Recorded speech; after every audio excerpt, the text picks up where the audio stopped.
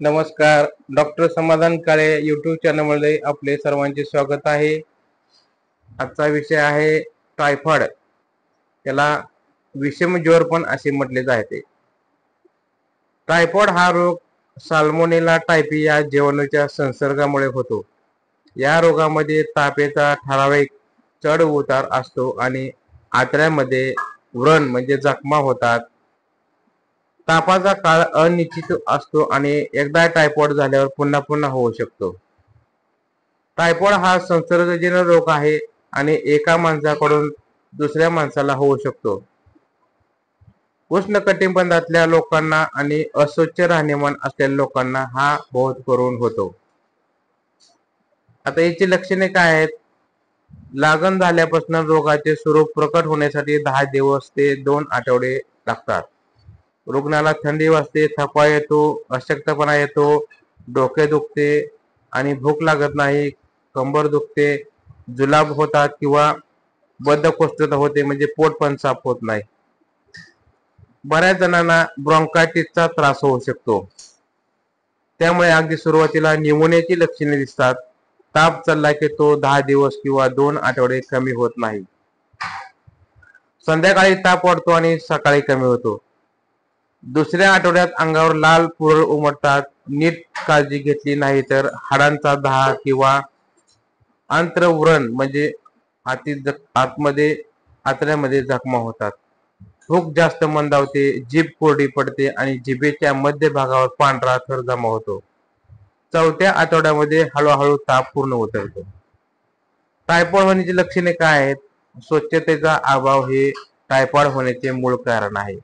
दूषित पाण्यामुळे, दूषित दुधामुळे जीवाणूचा संसर्ग होतो.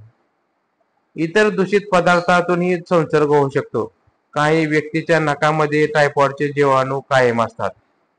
अशा माणसांनी हाताळलेले पदार्थ दूषित झाल्यामुळे अनेक जणांना एका वेळेस टायफॉइड होऊ शकतो. अशा माणसांना वाहक किंवा कॅरियर असे म्हणतात. माशा अन्नावर बसून अन्न दूषित करतात, त्यामुळे सुद्धा टायफॉइड होतो. अन्नातून तोंडावाटे जीवाणू पोटात गेले की लहान आतड्याला व्रण किंवा जखमा होतात.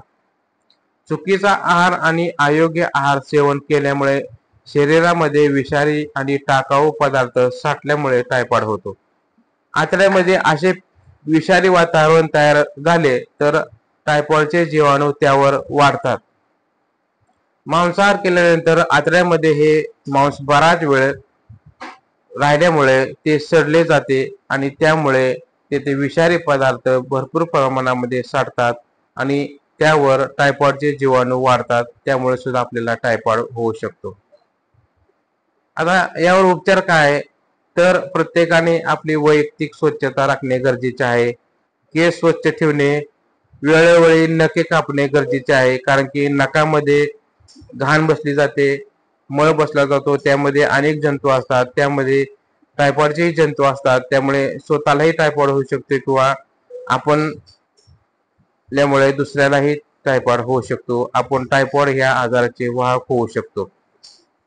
रुग्णाने संपूर्ण विश्रांती घेणे आवश्यक आहे. रुग्णाची अत्यंत काळजी घेणे खूपच जरुरीचे आहे.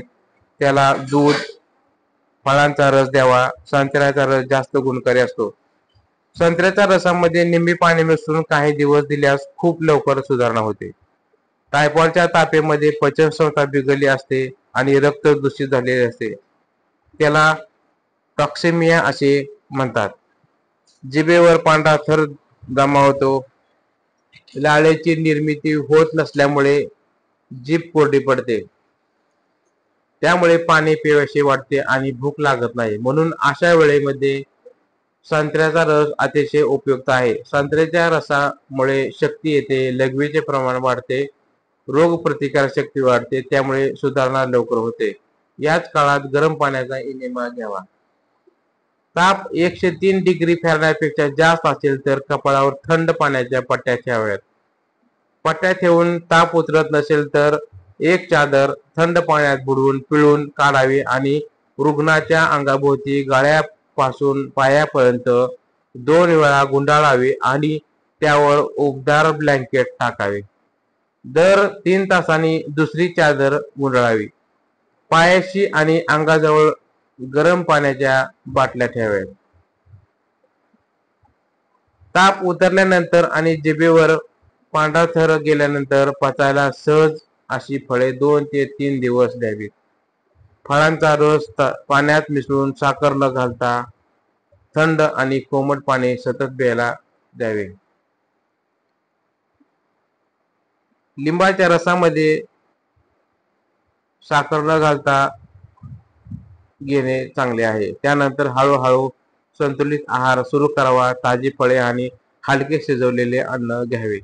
आता यावर प्रतिबंधक उपाय म्हणजे काय, तर स्वच्छ पाणी, उघड्यावरचे अन्न खायचे नाही. सांडपाण्याची चांगली व्यवस्था असेल तर टायफॉइड होण्याचा प्रतिबंध होतो. पिण्याचे पाणी शक्यतो उकळून प्यावे. दूध नेहमी चांगले उकळून वापरात आणावे. स्वयंपाक करणाऱ्या व्यक्तीने वेळोवेळी वैद्यकीय तपासणी करून घ्यावी, कारण ते टायफॉइड या जीवाणूचे वाहक आहेत का नाही याची खात्री करून घेणं गरजेचं आहे. तर आपल्याला ही माहिती कशी वाटली, लाईक करा, शेअर करा, सबस्क्राईब करा. धन्यवाद.